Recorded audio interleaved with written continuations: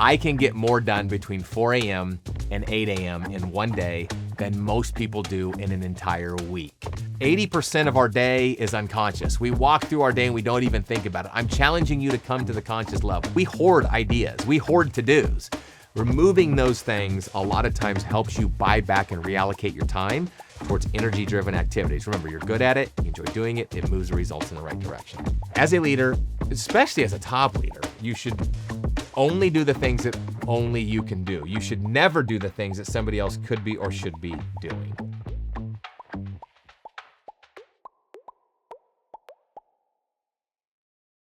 So you think you're working hard, but you're probably really not. Most people spend 40 hours a week getting nothing accomplished and actually call it the grind.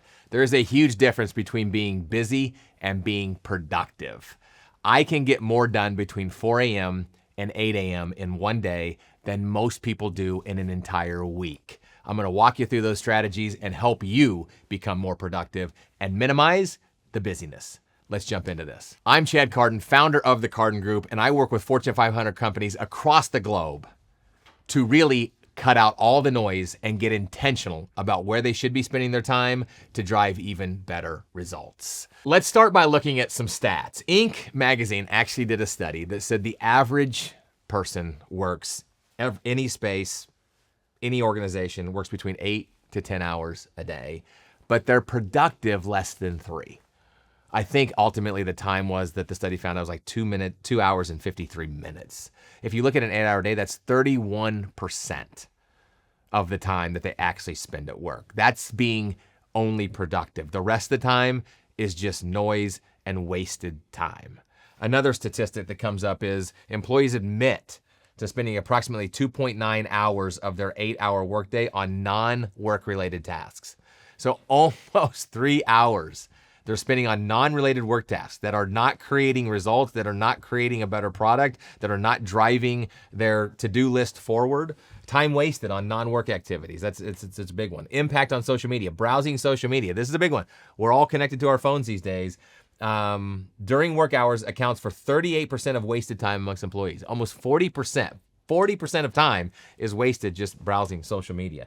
Unproductive meetings. This is a big one. When we work with our organizations, people have meetings just to have meetings or meetings after the meetings. There's a lot of different things that are just not adding value. Professionals spend an average of 21 and a half hours in meetings each week, attending about 62 meetings monthly, many are which considered not productive. Think about that. Email overload. Email's a big one. Employees often spend up to 11 hours each week.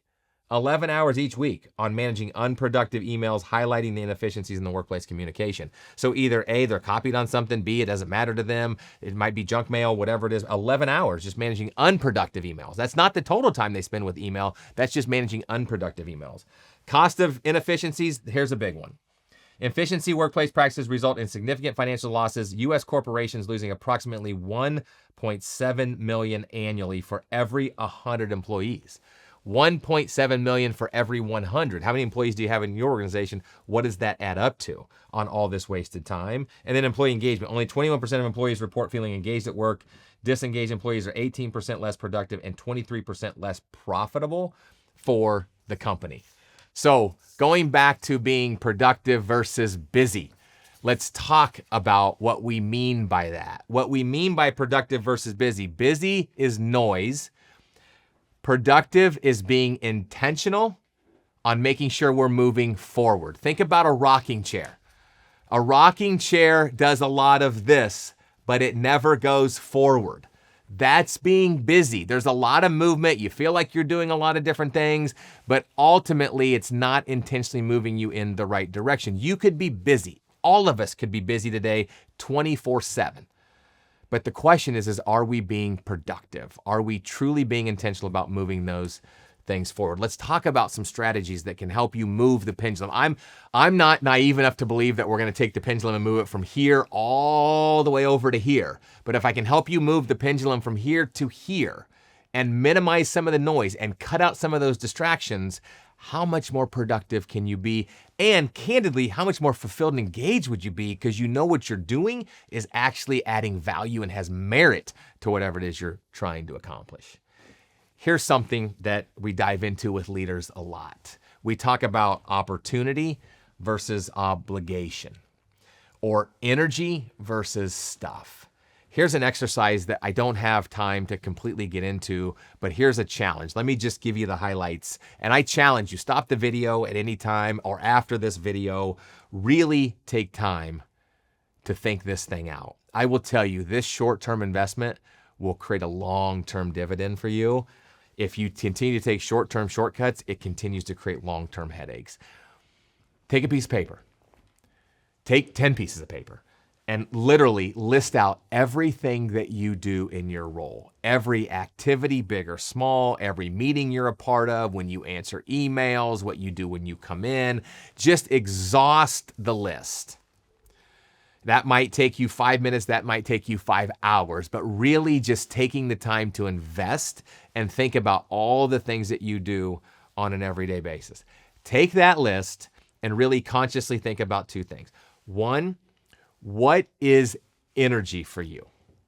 Okay, energy is defined as, or opportunity is defined as, you're good at it, you enjoy doing it, and it moves results in a positive manner, which means it's productive. All right, so what are those things that are truly energy for you? On the other side of that, what are some things that are stuff or obligation for you? Here's how we define that. 1, anything that drains energy. 2, somebody else could be or should be doing it. Or 3 is just noise. It really doesn't impact to the overall results or the productivity or the efficiency or the effectiveness of your role. When you define those things, the ultimate goal is, how do we buy back time? How do we reallocate time that can allow more energy-driven activities to show up, and removing the stuff? Now, again, I'm not naive enough to believe that everything you're going to be doing every single day is energy, right? Or opportunity. There's always a 20% suck factor in anything that we do. Adam Carroll, my good buddy, always says that. But how do we potentially look at buying back or reallocating a little bit of time that allows more energy-driven activities to show up? Let's take a look at how we do that. So after you've done this list, and again, I encourage everybody to do this. We walk through 80% of our day is unconscious. We walk through our day and we don't even think about it. I'm challenging you to come to the conscious level. I'm challenging you to truly think about how you eliminate noise, how you be more productive, and how you minimize the busyness. So once you exhaust that list and you have what's energy for you and what's stuff, now it's, how does more energy show up? And maybe the goal is just to remove one stuff item every 30 days. Maybe that's it. Just one stuff item every 30 days. How do you do that? We go into what we call the 4 Ds. Let me walk you through the 4 Ds so you know. So the first D is, are there things that I need to delegate? And here's where you're going to have to challenge yourself, because we can justify why we do things. We can justify we don't want to put more work on our people. We can justify I can do it quicker and better. We justify it, it's just easier for me to do it. We justify those things all day long. I'm not immune to it. I'll raise my hand. I do this all the time. All right, and our wounds here are truly self-inflicted as leaders. And what I mean by that is, ultimately, if we're not delegating and allowing those things to be removed from our plate, we're just creating more noise for ourselves. Just this morning, I should have delegated a task, but I didn't, because I could do it quicker, easier, and faster. I have Tony, who does a lot of great things for me. She should have been booking some travel. She left the office. I wanted to get it booked, so I just booked it. Those are things, every day these things show up. So are there things that I can delegate? And here's how we define delegation. And this is, I get blowback for this sometimes too. As a leader, especially as a top leader, you should only do the things that only you can do. You should never do the things that somebody else could be or should be doing. So are there things that you can delegate? Again, challenge your mindset on this. How can you help other people grow? Now, it's not about passing trash. It's not about passing your stuff onto somebody else that's stuff for them. When you understand your people and you understand what's energy and stuff for them, sometimes your stuff is somebody else's energy. Sometimes your obligation is somebody else's opportunity.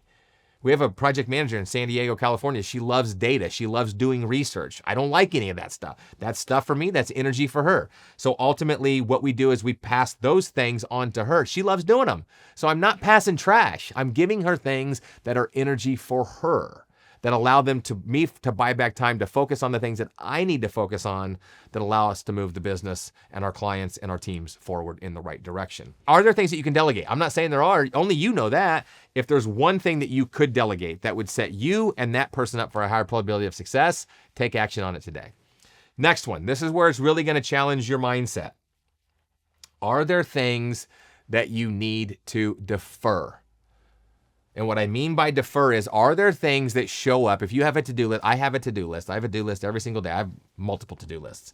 I have some that are in our online platform. I have some that are on sticky notes. I have some that are on notepads. I probably have them all over the place. I always say it doesn't matter how you're organized. It just matters that you're organized. So this system kind of works for me. But something very interesting happens to me, maybe it happens to you too, is that every time I clean up those to-do lists, there's always same items that move from to-do list to to-do list to to-do list to to-do list. Those things, what we don't realize is they waste mental space. They create noise.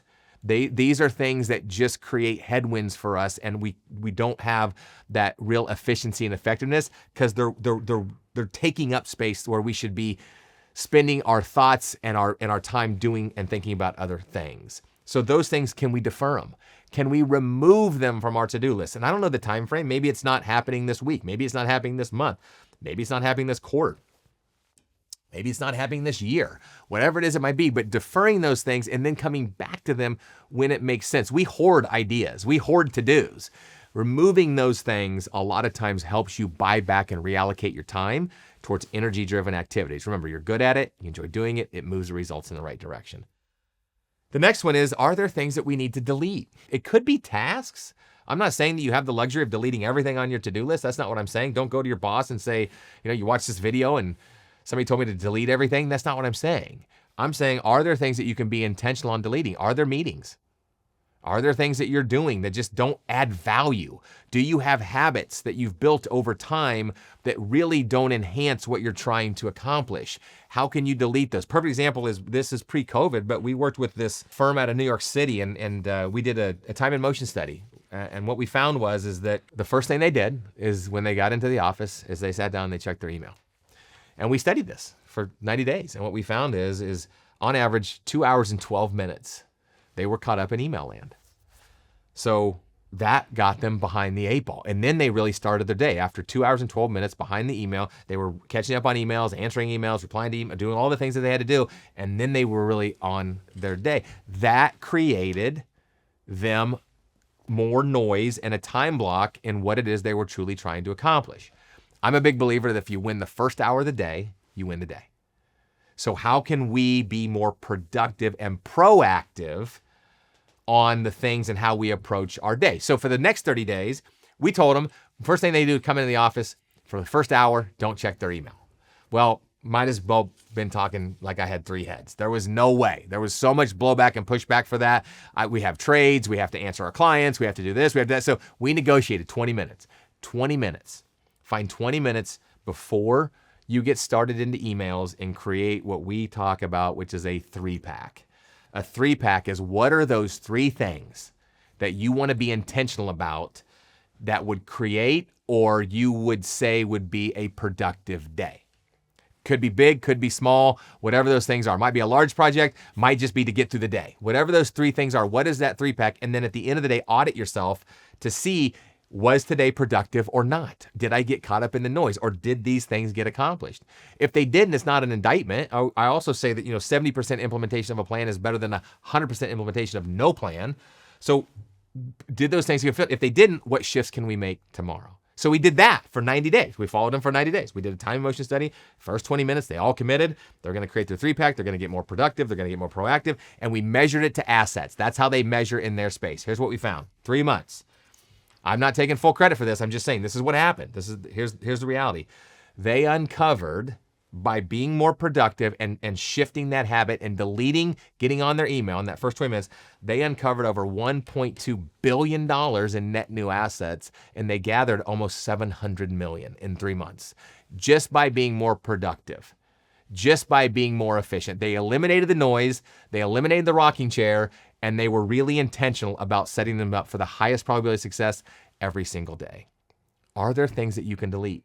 Are there things that just don't make sense? I'm not saying there are. You know you better than I know you. I'm just suggesting, are there things that you need to delete and get rid of because they just don't move you forward? They're part of that rocking chair. They're part of that 24 hours of just being busy. It's not about being productive. So that's the next D. Let's talk about the last one. Fourth and final D is, are there things that you just need to do? Are there things that you just need to step up and change your attitude towards because it's something you signed up for? It's part of your role. It's part of your responsibilities. You can't delegate it. You can't defer it. You can't delete it. You just have to do it. Here's the big shift. It's a mindset shift in the way that you approach it. How are you approaching these things? A lot of times when I have things that I know I need to do, I will continuously kick the can down the road. I'll do that at noon. Then noon comes around, oh, I got busy, I'll do that at the end of the day. End of the day comes around, I'll do that tomorrow. And I'm just prolonging it. And again, what I don't realize, and maybe that happens to some of you, but what I don't realize is that's taking up mental space. It's taking up valuable time to spend on energy-driven activities. Want to get crystal clear on actually what helps you move your needle in the right direction and be even more productive? I have a myriad of free resources that will help you gain clarity and alignment to where you should spend your time to drive even better results, however you define success. Check it out at thedesignleader.com. I'll put the link below. It's a great place to start. So again, are there things that you can delegate? Are there things that you need to defer? Are there things that just don't make sense that you need to delete? And are there things that you just need to change your attitude, change your mindset, and just do? If you would literally take that exercise and implement that exercise, list all the things, what's energy versus stuff, walk through the 4 Ds, you by accident are gonna find something that will help you buy back and reallocate time, that will create more productivity, more efficiency, and drive what we call the essential method, which is truly what is essential. I study minimalism. Not that I live as a minimalist, but I do study minimalism. And one of the things that I was always interested in is a statistic that I came across a couple years ago. It said the average household here in the States has over 300,000 items in it. If you think about your house, I don't care if you live in a mansion, live in a one-room apartment, it doesn't matter, live in a studio somewhere, it doesn't matter. Average, there's over 300,000 items. Here's the scarier part of that study. We utilize less than 12%. So of the 300,000 items, we're utilizing less than 12%. The other 88% is just noise. It has no value. It doesn't add to the impact of what we're trying to accomplish. My argument, I have no study or statistic to back this up, just 25 years of empirical data and research, over 40 countries, 15 different languages, is that organizations suffer from those same statistics. There are so many things going on. There's so many plates to spin. I would suggest that 10 to 20% of them are really being productive. 10 to 20% of all the activities that we do are really adding value and moving us forward. So can you take the minimalist approach? Can you take the essential method? Can you look at this and figure out what is it that you need to shift to remove the noise, be more intentional, be more productive, and drive even better results? Whatever that is, pick one thing. Just pick one thing today. Hell, pick one thing this week. Pick one thing to make a shift that drives more energy, reduces the stuff, and see if that doesn't drive better results. If you want even more on how to elevate your leadership and productivity game, check out my next video on how to get ahead of 99% of people. You won't want to miss it.